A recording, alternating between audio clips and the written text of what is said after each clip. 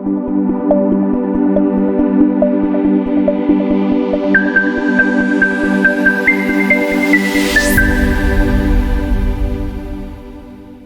To tech startup. Tech startup का marketing plan कैसा होना चाहिए, आज के इस 11th लेक्चर में आपको ये बताया जाएगा। क्योंकि आप शुरू कर रहे हैं टेक स्टार्टअप और लास्ट लेक्चर में हमने आपको टेक स्टार्टअप के बिजनेस मॉडल के हवाले से बताया था। उम्मीद करते हैं कि अब तक आप जो भी अपना आइडिया जहन में रखते हैं उसके बिजनेस मॉडल को डिस्क्राइब कर चुके होंगे और अब आपको जरूरत है टेक स्टार्टअप के मार्केटिंग प्लान को समझने की। क्योंकि आपने जो भी बिजनेस करना है, being an entrepreneur, tech startup जो आप शुरू करने जा रहे हैं उसके अंदर ये मार्केटिंग प्लान आपके लिए बेहद साजगार साबित होगा। इससे आपको सबसे पहली चीज जो समझ में आती है वो ये है कि आपके बिजनेस की इफेक्टिवनेस क्या है। ये मार्केटिंग प्लान ही आपको बताएगा कि जो भी सर्विसेज आप टेक स्टार्टअप के जरिए या टेक स्टार्टअप के जरिए जो भी प्रोडक्ट सेल कर रहे हैं, वो प्रोडक्ट या वो सर्विसेज मार्केट के अंदर कस्टमर के लिए किस हद तक इंपॉर्टेंट है। और यही मार्केटिंग प्लान आपको यह भी बताएगा कि मार्केट में कौन कौन आपके कॉम्पिटिटर्स मौजूद हैं, वो क्या कर रहे हैं, और साथ ही जो भी आपके कंज्यूमर या कस्टमर्स हैं उनकी किस किस्म की नेचर है, और उसी के अकॉर्डिंग आप अपना मार्केटिंग प्लान तरतीब देंगे। इसी मार्केटिंग प्लान ने ये डिस्क्राइब करना है कि आपकी प्रोडक्ट किस तरीके से दूसरों से मुनफरिद होगी। और सबसे इंपॉर्टेंट चीज इसके अंदर यह है कि इसी मार्केटिंग प्लान के अंदर आपने रैंकिंग करनी है उन तमाम तर अपॉर्चुनिटीज की जिसके जरिए आप मजीद मार्केटिंग को फरोग दे सकते हैं। क्योंकि मार्केटिंग के बगैर कोई भी बिजनेस कामयाब नहीं हो सकता। वही मिसाल दी जाएगी जो मिसाल बरसों से हम सुनते आ रहे हैं कि जंगल में नाचा मोर किसने देखा। अगर आपने एक बहुत अच्छी प्रोडक्ट तैयार कर ली, इनोवेशन आपकी आइडिया से झलक रही है, लेकिन मार्केटिंग नहीं है, तो वही वाली मिसाल है कि जंगल में नाचा मोर किसने देखा। आपको यह सोचना होगा अपनी प्रोडक्ट पे बढ़ने से पहले या अपनी सर्विसेज को ऑफर करने से पहले, जिस तरह लास्ट लेक्चर में हमने बताया कि बिजनेस मॉडल क्या होगा, उसी तरीके से इस लेक्चर में हम आपको ये बता रहे हैं कि आपका मार्केटिंग प्लान कैसे तरतीब दिया जाएगा। चाहे आप सर्विसेज ऑफर कर रहे हो या फिर प्रोडक्ट तैयार करके मार्केट में सेल कर रहे हो। मार्केटिंग प्लान में सबसे इंपॉर्टेंट फिगर यह है कि इसके कौन कौन से एलिमेंट्स होंगे जिसको आप मद्देनजर रखेंगे और उसके जरिए आपने एक पूरा मार्केटिंग प्लान तरतीब देना है। तो सबसे पहले हम आपको बताएंगे कि आपके टेक स्टार्टअप के मार्केटिंग प्लान के एलिमेंट्स क्या क्या हैं। सबसे पहला एलिमेंट यह है कि आइडेंटिफाई और कस्टमर, अपने कस्टमर को आपने आइडेंटिफाई करना है कि आपके मार्केटिंग प्लान की जो पूरी बेस है, पूरी फाउंडेशन है, वो आपकी कस्टमर आइडेंटिफिकेशन के ऊपर मुनहसिर है। अगर आपने कस्टमर को आइडेंटिफाई नहीं किया तो यकीन मानिए आपका मार्केटिंग प्लान गलत भी तैयार हो सकता है और आगे की सारी स्ट्रेटजीज आपकी बिल्कुल आपके बिजनेस को दरहम बरहम कर देंगी। यानी आप ये कहेंगे कि मैं मार्केटिंग भी कर रहा हूं, मेहनत भी कर रहा हूं, एक बहुत अच्छा प्लान तरतीब दिया है, लेकिन कहां पे मुझे मुश्किल आ रही है, वो यही बुनियादी मुश्किल होगी कि आपने अपने कस्टमर को आइडेंटिफाई नहीं किया होगा। आप जो भी सर्विसेज दें, आप जो भी प्रोडक्ट ऑनलाइन सेल करना चाहें, आपकी एप्लीकेशन से जो भी लोग फायदा उठा रहे हैं या आपकी जिस किस्म की भी सर्विसेज फराहम की जा रही हैं, आपको ये मालूम होना चाहिए कि सारी दुनिया के लोग आपके कस्टमर नहीं हैं, कि इस पूरी दुनिया की आबादी का वो तबका जो आपकी इस प्रोडक्ट या आपकी सर्विस से फायदा उठा सकता है, जिसके लिए वो यूजफुल है, तो वही आपके कस्टमर हैं। और अगर आप कोई नई इनोवेशन के साथ नहीं आ रहे बल्कि आप एक ट्रेंड सेट को ही आगे एक बिजनेस के आइडिया के साथ लेके आ रहे हैं जिसमें कुछ एक आध चीज इनोवेटिव होगी, तो फिर आपको आइडेंटिफाई करने में आसानी रहेगी कस्टमर को, क्योंकि आपको पहले से पता होगा कि मैं किसी के कंपटीशन में आ रहा हूं या मैं इस किस्म के बिजनेस में आ रहा हूं जिसके कस्टमर्स पहले से मार्केट के अंदर एग्जिस्ट करते हैं। फॉर एग्जाम्पल, आप कोई ऐसी प्रोडक्ट लेकर आ रहे हैं जो क्लाउड बेस्ड होस्टिंग से मुताल्लिक है और आपको पता है कि इसमें बिजनेस रन करने वाली ऑर्गेनाइजेशंस और उसके अलावा इंडिविजुअल एंटरप्रेन्योर्स और हर किस्म का शख्स जिसको वेबसाइट की जरूरत होगी, तो वो आपकी क्लाउड होस्टिंग को परचेस कर लेगा। इसी तरीके से आपको बहुत सारे डिफरेंट किस्म के बिजनेसेस में भी ये मालूम पड़ जाएगा कि आपका कस्टमर एक्चुअली कौन है। आप कोई ऐसी प्रोडक्ट ला रहे हैं जो कि सिर्फ 60 ईयर्स प्लस लोगों के लिए है, यानी बूढ़े लोगों के लिए है। आप फॉर एग्जांपल व्हील चेयर ला रहे हैं, आप कोई टेक व्हील चेयर लेकर आ चुके हैं मार्केट के अंदर, नया इनोवेशन आपने कर दिया है कि टेक्नोलॉजी बेस एआई की मदद से इंसान जहन से अपनी व्हील चेयर को मूव कर लेगा, जहां चाहेगा लेकर चला जाएगा। तो इस किस्म की अगर आप कोई प्रोडक्ट लेकर आ रहे हैं तो ये इनोवेटिव चीज होगी। तो इसमें आपने अपनी कस्टमर को, अपनी ऑडियंस को टारगेट करना होगा और उसे आइडेंटिफाई करना होगा। ये बड़ा इंपॉर्टेंट पहलू है कि आपको ये मालूम हो कि आपका कस्टमर कौन है। उसके बाद दूसरा बड़ा बुनियादी जो एलिमेंट है वो ये है कि आपने अपने खरीदार को, इसी कस्टमर को मुकम्मल तरीके से ट्रैक करना है। यानी आपने उसकी पूरी जर्नी को ट्रैक करना है। आपको ये मालूम होना चाहिए, आपके पास एनालिटिक्स होने चाहिए, आपके पास डिस्कशन फोरम्स मौजूद होने चाहिए जहां से आपको ये मालूम हो सके कि मेरे बायर की, मेरे इस प्रोडक्ट को खरीदने वाले लोगों की ट्रैक जर्नी क्या है, किस एज ग्रुप के वो लोग हैं, किस रीजन के वो लोग हैं, कहां पर मेरी प्रोडक्ट की ज्यादा डिमांड है, कहां आसानी से वो चीज फरोख्त हो सकती है।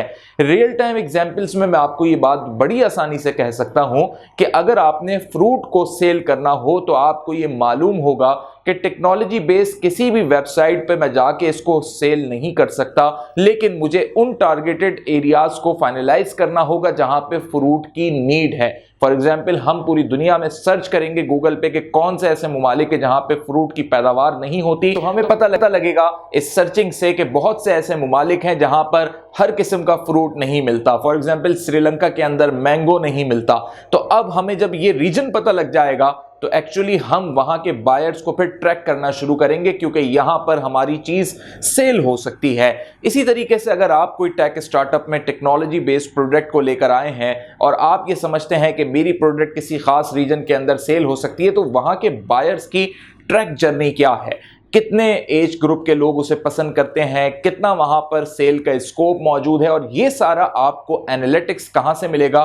गूगल एनालिटिक्स से आपको ये मिलेगा। और इसके लिए आपको कुछ एक्सपर्ट्स की तवज्जो और उनका टाइम लेना होगा। तीसरा एलिमेंट इसके अंदर यह है कि stand out from the competitors, यानी अपने कॉम्पिटिटर से बढ़ के कुछ करके दिखाओ। बिल्कुल इसी तरीके से मैं आपको एग्जांपल दूंगा यहां पर पाकिस्तान के अंदर चलने वाली एक ऐसी एप्लीकेशन की, एक ऐसी स्मार्टफोन ऐप की जिसका नाम InDrive है। InDrive जो कि बाइकिया के और उबर करीम के कॉम्पिटिटर के तौर पे आया और इसने अपनी एक USP रखी ताकि ये अपने कॉम्पिटिटर से एक स्टेप आगे बढ़ के दिखा सके। और वो USP ये थी कि इसने क्लाइंट्स को, कस्टमर्स को, उन लोगों को जिन्होंने इस सर्विस यूज करनी है उसे ये ऑप्शन दिए कि वो अपनी मर्जी के रेट वहां पर बता सकें, और फिर उसमें 3 अक़साम के रेट ड्राइवर के पास आ जाते हैं और उसमें बिडिंग की तरह एक पूरा प्रोसेस रख दिया जिसके बेस्ट रेट होंगे उस रेट के मुताबिक कस्टमर या फिर यूजर जो है वो उसे सेलेक्ट कर लेगा। और यही वो USP थी जिसने InDrive नामी इस एप्लीकेशन को उबर से, करीम से और बाइकिया से मुनफरिद बनाया, और इवन बाइकिया ने भी इसके मॉडल को कॉपी करना शुरू कर दिया। तो आपने भी अपने कॉम्पिटिटर के मुकाबले में कुछ स्टैंड आउट पोजीशन पर आने के लिए ऐसा USP प्लान रखना होगा, और यही आपकी मार्केटिंग की बेस भी बनेगा। चौथा इसमें जो बड़ा इंपॉर्टेंट पॉइंट ये है कि वो नीच स्पेसिफिकेशन है, कि आप ये स्पेसिफाई कर सकें कि मेरे मार्केटिंग आइडिया की नीच क्या होगी। नीच से मुराद ये होती है कि आपका जो भी मार्केटिंग आइडिया है उसके अंदर कौन सा ऐसा पहलू होगा जो लोगों को बहुत ज्यादा स्पेसिफिकली मेरे बिजनेस की तरफ लेकर आएगा। अब वो इमोशनल भी हो सकता है, वो सोशल भी हो सकता है, वो इवेंट बेस्ड भी हो सकता है, सीजनल भी हो सकता है। इस तमाम तर सूरत हाल में आपको उसकी नीच को अंडरस्टैंड करना होगा अपने मार्केटिंग प्लान को तरतीब देने के लिए। इसके बाद जो आपका अगला एलिमेंट आता है वो है आपके मार्केटिंग चैनल्स को आइडेंटिफाई करना, और ये वो कम्युनिकेशन का ब्रिज है। जैसे आप ये समझ लें कि ये सबसे इंपॉर्टेंट इसके अंदर वो पहलू है कि आपने अगर सारी चीजें सही कर ली लेकिन अपने मार्केटिंग चैनल्स को आइडेंटिफाई आप करने में गलत हो गए या आपने वहां सही तवज्जो नहीं दी तो आपका पूरा मार्केटिंग का ये प्लान खराब भी हो सकता है। इसलिए आपने इस मार्केटिंग प्लान को बेहतर से बेहतर आगे बढ़ाने के लिए अपने इन मार्केटिंग चैनल को आइडेंटिफाई करना है। अब इन मार्केटिंग चैनल्स को जब आप आइडेंटिफाई करेंगे तो इसमें कौन कौन से चैनल हैं ये सबसे इंपॉर्टेंट है, इसको आपने समझना है being an entrepreneur tech startup को शुरू करते वक्त। आपके पास इसमें सबसे पहला चैनल है सोशल मीडिया। जी हाँ, वही सोशल मीडिया जो आप इस्तेमाल कर रहे हैं और शायद आप फन के लिए यूज कर रहे हो, लेकिन ये सोशल मीडिया मार्केटिंग के लिए सबसे बेस्ट और टॉप प्रायर चैनल है कि आप अपने मार्केटिंग चैनल में इस सोशल मीडिया को हमेशा प्रायोरिटी पे रखते हैं। इन सोशल मीडिया नेटवर्किंग साइट्स को आपने आइडेंटिफाई करना है, कौन सी ऐसी साइट है जो आपके इस बिजनेस को प्रमोट करने के लिए, मार्केट के लिए बेहतर है, जहां पर सबसे ज्यादा यूजर्स आपको दिखाई देते हैं, तो इसमें आपको यूट्यूब, फेसबुक, इसमें आपको टिकटॉक भी अब दिखाई देगा और इंस्टाग्राम भी दिखाई देगा। तो इनमें से आपने बेस्ट बिजनेस ट्रेंडिंग के लिए देखना है फेसबुक को। फेसबुक पे आपको सबसे ज्यादा ऑडियंस दिखाई देगी, पूरी दुनिया की ऑडियंस आपको मिल सकेगी। जिस रीजन के हवाले से आप मार्केटिंग करना चाहेंगे, ऑर्गेनिक कैंपेन चलाना चाहेंगे, वहां पर आपको ये सोशल साइट्स या सोशल मीडिया के जो मार्केटिंग चैनल्स हैं ये बेहद आपको सपोर्ट करेंगे। इसी तरीके से जो दूसरा मार्केटिंग चैनल है वो है सर्च इंजन ऑप्टिमाइजेशन। यानी आपका जो भी टेक स्टार्टअप है, जो भी आइडिया है, इस पूरी प्रोडक्ट और सर्विसेज के लिए आपने कोई ना कोई वेबसाइट बनाई होगी या बनाने वाले होंगे। इस वेबसाइट की सर्च इंजन ऑप्टिमाइजेशन जरूरी है, क्योंकि इसी वेबसाइट के जरिए आप टेक्नोलॉजी के जरिए ही इस टेक्नोलॉजी को यानी वेबसाइट को इस्तेमाल करते हुए, सॉफ्टवेयर की टेक्नोलॉजी को यूज करते हुए अपनी प्रोडक्ट सेल कर रहे हैं या फिर आप मार्केट के अंदर अपनी सर्विसेज बता रहे हैं। तो दोनों सूरतों में आपकी वेबसाइट की सर्च इंजन ऑप्टिमाइजेशन काफी हद तक जरूरी है। ये सर्च इंजन ऑप्टिमाइजेशन ना सिर्फ आपकी वेबसाइट के लिए बल्कि वेबसाइट के साथ साथ जो आपकी वेबसाइट के जरिए सर्विसेज हो रही हैं, जो आपका बिजनेस रेवेन्यू जनरेट हो रहा है, उसमें काफी हेल्पफुल रहेगी।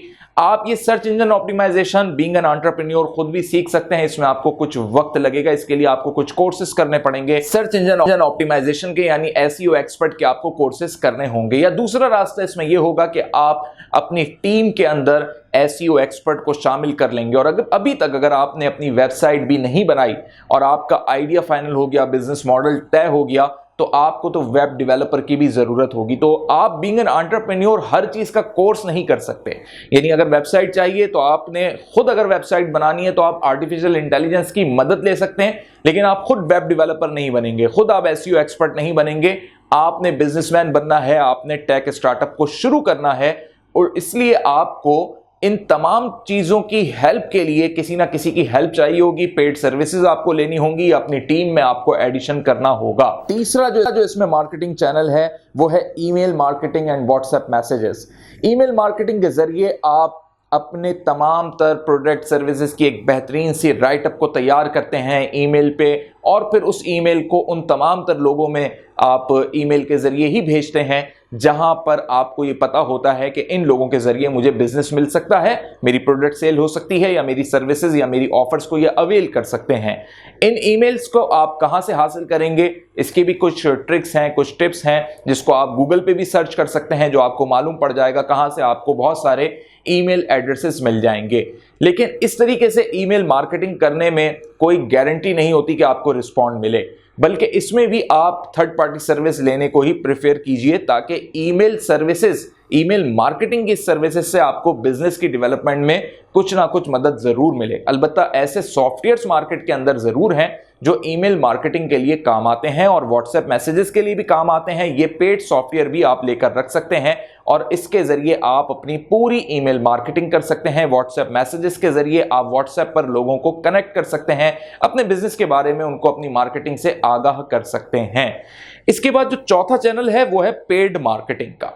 जी हाँ, पेड मार्केटिंग वही है जो आप अक्सर फेसबुक पे, गूगल एडसेंस के जरिए, यूट्यूब पर या फिर मुख्तलिफ वेबसाइट्स पे देखते हैं कि एडवर्टाइज आ रहा होता है और उस एडवर्टाइज का उसके उस कंटेंट पेज या वेबसाइट से कोई लिंक नहीं होता, लेकिन वो एड इसलिए वहां आ रहा होता है क्योंकि उस वेबसाइट या उस पेज या उस यूट्यूब चैनल के ऊपर व्यूअर्स की तादाद, विजिटर्स की तादाद, यूजर्स की तादाद बहुत होती है।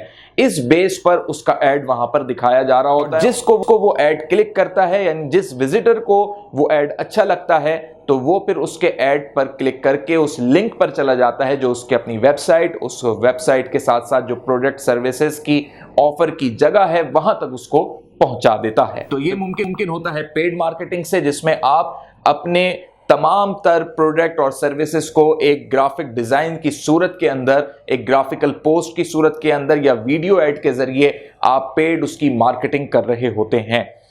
पांचवा इसमें मार्केटिंग टूल है एफिलिएटेड प्रोग्राम्स का। एफिलिएटेड प्रोग्राम्स का जो एक बड़ा अच्छा अंसर हमें दिखाई देता है कि इसमें आपके लिए जो लोग सर्विसेज दे रहे हैं, जो आपकी मार्केटिंग में हेल्प आउट कर रहे हैं, उनको इससे फायदा हो रहा होता है। ये भी एक किस्म की पेड मार्केटिंग ही है।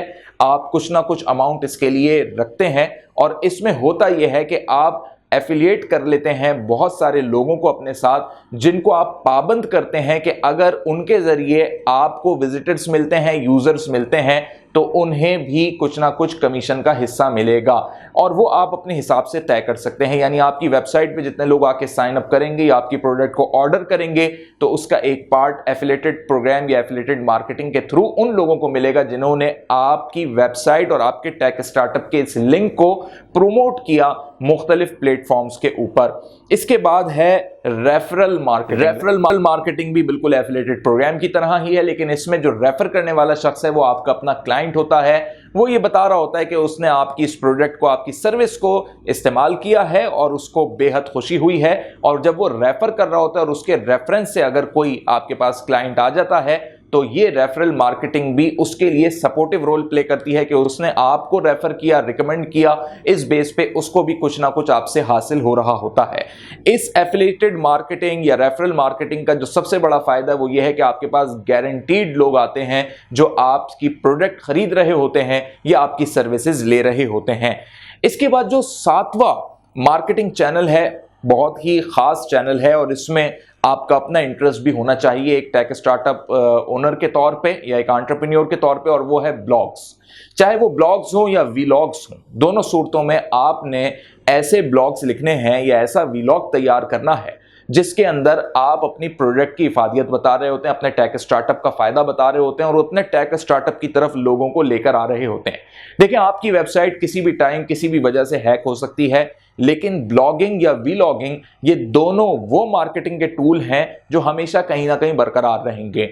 ब्लॉग्स की बहुत सारी साइट्स मौजूद हैं, आप उन साइट्स पे ब्लॉगिंग कर सकते हैं या ब्लॉग्स आप अपनी वेबसाइट पे भी एक पेज इसका डेवलप कर सकते हैं, या इसके अलावा आप ये ब्लॉग्स बहुत सारी सोशल साइट्स के ऊपर भी कर सकते हैं और YouTube जैसी साइट्स के ऊपर आप वीलॉगिंग कर सकते हैं।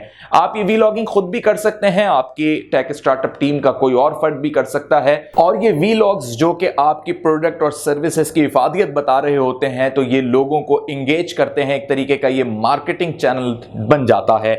इसी तरीके का एक और मार्केटिंग चैनल है और वो है इन्फ्लुएंसर मार्केटिंग। यानी आप सोसाइटी के ऐसे इन्फ्लुएंसर्स को कनेक्ट करते हैं अपने साथ, इन्हें भी कुछ ना कुछ पेमेंट करनी होती है और समटाइम आपके लिंकेजेस और आपकी पब्लिक रिलेशन काम आ जाती है, किसी ना किसी का रेफरेंस काम आ जाता है जिसमें कोई ना कोई सेलिब्रिटी, पब्लिक फिगर या कोई भी सोशल मीडिया इन्फ्लुएंसर आपकी प्रोडक्ट को या तो यूज करते हुए उसकी अच्छी रिकमेंडेशन कर रहा होता है या फिर अच्छे उसके लिए टेस्टिमोनियल दे रहा होता है या फिर वो उसकी इफादियत बता रहा होता है, उसके फायदे बता रहा होता है ताकि लोगों में अवेयरनेस फैले और वो आपकी उस प्रोडक्ट को ज्यादा से ज्यादा परचेस कर सकें। जिस तरीके से चैट जीपीटी की सबसे ज्यादा इन्फ्लुएंसर मार्केटिंग हुई और चैट जीपीटी को लोगों ने जब जाना तो वो उसके यूजर बन गए। इसी तरीके से एक और इसमें जो कि बड़ी इंपॉर्टेंट मार्केटिंग चैनल के तौर पे तस्वुर होता रहा है हमेशा से, और वो है ऑफलाइन मार्केटिंग। बेशक आपका बिजनेस ऑनलाइन है लेकिन ऑफलाइन मार्केटिंग को भी आपने इग्नोर नहीं करना। इसमें टीवी ऐड भी शामिल हैं, इसमें प्रिंट मीडिया के ऐड भी शामिल हैं, इसमें आपके ब्रोशर, पंफलेट भी शामिल हैं।